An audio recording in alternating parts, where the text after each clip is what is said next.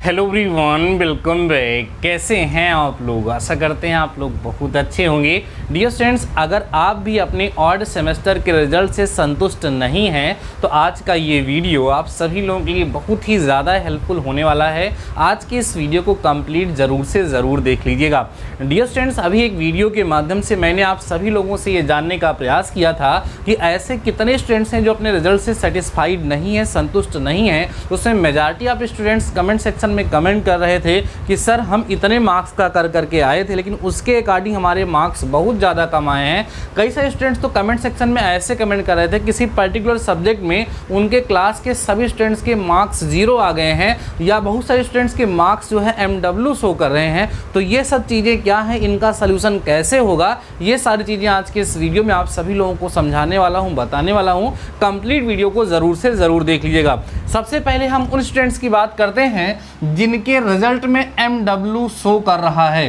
ये जो MW show कर रहा है, इसका सलूशन आपको कब और कैसे मिलेगा, इसके लिए आपको क्या करना होगा। डियर स्टूडेंट्स, MW का मतलब है मार्क्स वेटिंग। ध्यान रखो, इसका मतलब है मार्क्स वेटिंग। इसका मतलब आपके जो मार्क्स हैं, आपके जो नंबर हैं, वो वेटिंग में हैं। अभी वो कॉलेज के पास या आप कह सकते हैं BTUP के पास पहुँचे नहीं हैं, इसीलिए आपके मार्क्स वहाँ पर शो नहीं कर रहे हैं। सर, इसका रीज़न क्या हो सकता है? डियर स्टूडेंट्स, आपको पता है कि आपकी कॉपी अलग अलग जगहों पर सेंटर बना करके चेक होती है।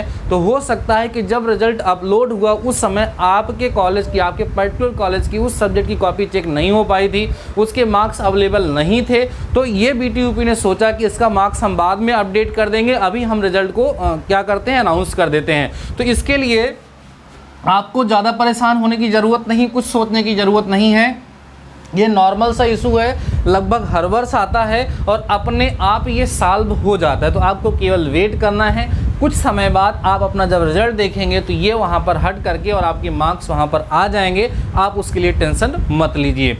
अब बात ये करते हैं सर कि आपका रिजल्ट आया, आपके जो मार्क्स आए हैं उससे आप संतुष्ट नहीं हैं। तो आप संतुष्ट नहीं हैं, अपने मार्क्स को बढ़वाना चाहते हैं, आप ये चाहते हैं कि आपके मार्क्स बढ़ जाएं, आपके मार्क्स सुधर जाएं। तो उसके लिए आपके पास दो ऑप्शन हैं। जैसा कि आपको पता है कि इस समय स्क्रूटनी और री इवैल्यूएशन का फॉर्म फिलअप किया जा रहा है, लेकिन आपको पता है डियर स्टूडेंट्स कि एक सब्जेक्ट की स्क्रूटनी का जो फॉर्म है उसको फिल करने के लिए 60 रुपये का चार्ज रखा गया है, और री इवैल्यूएशन के लिए आपको पर सब्जेक्ट 500 रुपीज़ वहाँ पर देना पड़ेगा।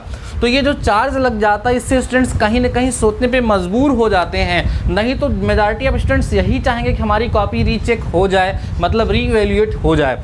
तो डियर स्टूडेंट्स, ये दो ऑप्शन आपके पास हैं। अब आप ये सोच रहे होंगे कि हम अपनी कॉपी को स्क्रूटनी के लिए अप्लाई करें या री इवैल्यूएशन। देखो, सबसे पहले तो आप स्वयं से जो है संतुष्ट हो जाइए कि हाँ, आपके मार्क्स गलत चढ़े हैं। देखो डियर स्टूडेंट, सपोज करिए आप अपने एग्जाम में 40 मार्क्स का क्वेश्चन करके आए थे। तो अगर आपका 30 to 35 मार्क्स आ रहा है, इसका मतलब ये है कि कहीं ना कहीं आप गलती किए थे और वहाँ पर कट गया। लेकिन अगर आप 40 मार्क्स का क्वेश्चन करके आए, सीधे आपका 20 पहुँच गया, आपको कॉन्फिडेंस है कि नहीं, मेरा पूरा नंबर यहाँ पर मिलना चाहिए, खासकर मैथ्स में नंबर नहीं करता है, तो उस सिचुएशन में आप सभी लोगों को इसका जो है सहारा लेना चाहिए। अब आप देख रहे होंगे कि री इवैल्यूएशन का जो चार्ज है वो थोड़ा ज़्यादा है, जबकि स्क्रूटनी का जो चार्ज है वो बहुत कम है। तो मेजॉरिटी ऑफ स्टूडेंट्स क्या करते हैं, स्क्रूटनी का फॉर्म फिलअप कर देते हैं और उससे उनको बिल्कुल लाभ नहीं होता है। मैं आपको बताऊं कि इस स्क्रूटनी की प्रोसेस में क्या होता है और री इवैल्यूएशन के प्रोसेस में क्या होता है, इसका चार्ज ज़्यादा क्यों है और आपको क्या करना चाहिए, ये आप लोग अभी अभी समझ जाएंगे। और अगर आपके रिजल्ट में कोई कमी है, वास्तव में आप कॉपी में अच्छा लिखे थे, आपके मार्क्स कटे हैं, तो मार्क्स आपके बढ़ जाएंगे, आप बिल्कुल टेंशन मत लीजिए। डियर स्टूडेंट्स, स्क्रूटनी क्या होता है? देखो, स्क्रूटनी में केवल और केवल चेकिंग होती है।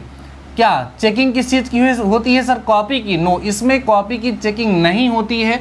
जैसा कि आपको पता है कि सबसे पहले आप जब एग्ज़ाम देते हैं तो आपके एग्ज़ाम की कॉपी चेक होती है, तो कॉपी में मार्क्स चढ़ते हैं, उसके बाद इसकी लिस्ट बनती है और उस लिस्ट से फिर आपके रिजल्ट में वेबसाइट पे क्या होता है, अपलोड होता है। अब हो सकता है कि कॉपी में टीचर ने नंबर कुछ और दिया हो, लिस्ट में चढ़ाते समय या रिजल्ट पे अपडेट करते समय उसको लिखने में कहीं कोई मिस्टेक हो गई हो। जैसे कहीं हो सकता है कि 33 लिखा हो और कोई उसको 33 ना अच्छे से समझ करके या 35 लिखा हो, ऐसे करके उसको 33 समझ लिया हो। या हो सकता है कि कहीं पर जो है 23 रहा हो, गलती से 13 वहाँ पर चढ़ गया हो, या ऐसे तमाम, जैसे कहीं 19 मार्क्स हो सकता है, कहीं 09 करके चढ़ गया।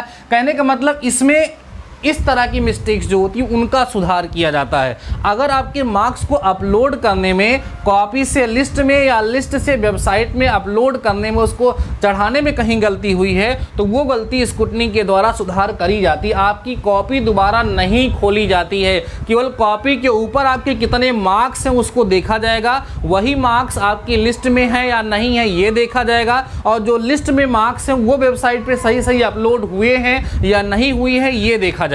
बात समझ पा रहे हैं कि इसमें कॉपी आपकी दोबारा चेक नहीं होती है। तो इस तरह की मिस्टेक अगर आपको लग रही है, जैसे किसी का 00 नंबर हो गया तो जाहिर सी बात है कॉपी में 00 नंबर उसका नहीं रहा होगा, वो चढ़ते समय ही वेबसाइट पे अपलोड करते समय ही गलती हुई है, तो वहां पर वो स्क्रूटनी की प्रोसेस के द्वारा उसका सुधार हो सकता है, वो सही हो सकती है। लेकिन अगर आपको ये लग रहा है कि हमारी कॉपी ही गलत चेक हुई है डियर स्टूडेंट, तो उस सिचुएशन में आपको री इवैल्यूएशन के लिए ही अप्लाई करना पड़ेगा। री इवैल्यूएशन की प्रोसेस में आपकी पूरी कॉपी निकाली जाती है, वो फिर से चेक करी जाती है, और कहीं कहीं ये व्यवस्था होती है कि आपको उस कॉपी की फोटो स्टेट भी मिलती है अगर आप देखना चाहते हैं तो, इसीलिए इसका चार्ज थोड़ा सा ज़्यादा होता है। अगर इसका चार्ज नहीं ज़्यादा किया जाएगा डियर स्टूडेंट तो इसमें प्रॉब्लम क्या आती है कि हर दूसरा स्टूडेंट अप्लाई कर देगा री इवैल्यूएशन के लिए और बहुत बड़ी प्रोसेस हो जाएगी, क्योंकि पैसा तो लगना नहीं है, तो कोई भी क्या करता है उसको रीवैल्यूएट करने के लिए अप्लाई कर देता है, तो और समस्या आ जाती है।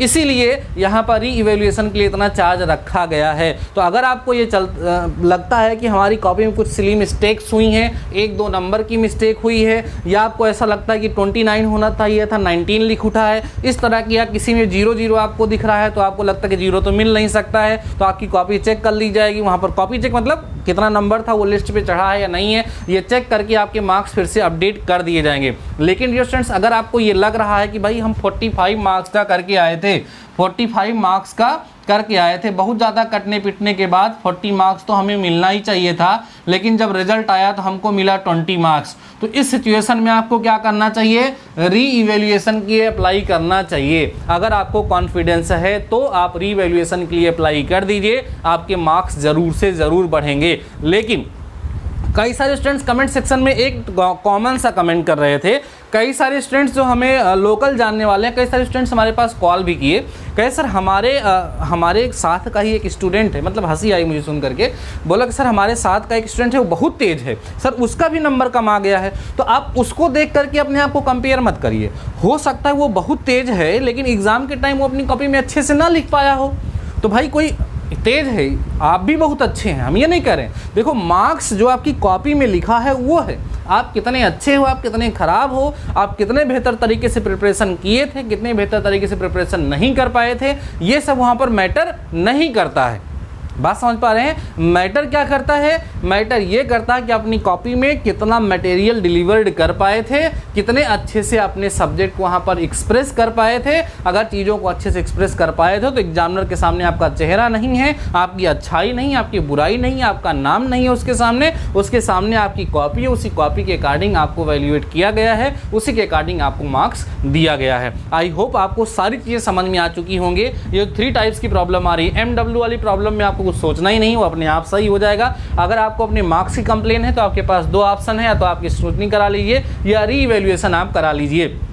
लेकिन ये दोनों प्रोसेस आप तभी कराएंगे जब आपको विश्वास होगा कि हाँ सही में हमारा, जैसे आपको पता है यार कि मैं 12 नंबर लायक किया ही हूँ, तो स्क्रूटनी कराने से या रीवैल्यूएशन कराने से कोई फर्क पड़ने वाला नहीं है, तो फिर फालतू पैसा मत खर्चा करो, फिर आप ये बैक की तैयारी करो, नेक्स्ट ईयर उसके बैक पेपर को देना। हाँ, अगर आपको बैक का जो रूल है, बैक पेपर का जो रूल है वो नहीं पता है, बैक पेपर का जो रूल है अगर वो नहीं पता है तो कमेंट सेक्शन में कमेंट करिएगा। मैं बैक पेपर का जितना भी रूल है वो सभी के सभी रूल आपको बहुत ही बेहतरीन तरीके से सिखा दूंगा, समझा दूंगा, जिससे आपको बैक से डर भी नहीं लगेगा और आगे चल करके आप अपना क्लियर भी कर लेंगे। कई सारे बच्चे कमेंट सेक्शन में कमेंट कर रहे थे कि सर अगर हम मान लीजिए हमारा बैक पेपर आता है तो क्या हमारी मार्कशीट में बैक लिख करके आएगा या नहीं आएगा, उसका क्या रूल है, कब वाला बैक आपकी मार्कशीट में लिख करके आता है, कौन सा बैक ज़्यादा खतरनाक होता है, किस ईयर का बैक ज़्यादा खतरनाक होता है, ये सारी चीज़ें मैं आप सभी लोगों के साथ डिस्कस कर दूंगा, सारी चीज़ें आपको प्रोवाइड करा दूंगा। अभी आपको ये सारी चीज़ें अगर समझ में आ गई हैं तो प्लीज़ वीडियो के कमेंट सेक्शन में कमेंट करके बताइएगा। बाकी रिवैल्यूएशन का शायद आज लास्ट डेट है, फॉर्म भरने का जो भी डेट है अपना देख करके आप लोग फॉर्म फिलअप कर दीजिए। और अगर आपने अभी तक किसी सब्जेक्ट में नहीं फिलअप किया, आपका कॉन्फिडेंस है कि मेरा बढ़ सकता है, तो उसमें भी फिलअप कर दीजिए, क्योंकि ये 500 रुपये नहीं, आगे चल के आपका और ज़्यादा रुपये खर्चा करेगा, जब खर्चा करना पड़ेगा जब आपको बैक देना पड़ेगा। सो डियर स्टूडेंट्स, आप इस तरीके से अपना मार्क्स बढ़वा सकते हैं, लेकिन मार्क्स तभी बढ़ेगा जब आप बढ़ने लायक होगा, नहीं तो नहीं बढ़ेगा। आई होप आपको ये वीडियो पसंद आया होगा। अगर आपको ये वीडियो पसंद आया डियर स्टूडेंट्स, तो कमेंट सेक्शन में कमेंट करिएगा, वीडियो को लाइक करिएगा, अपने दोस्तों के साथ शेयर जरूर कर दीजिएगा। बाकी मिलते हैं नेक्स्ट वीडियो के साथ, नेक्स्ट टॉपिक के साथ। तब तक के लिए शानदार रहिए और पढ़ते रहिए।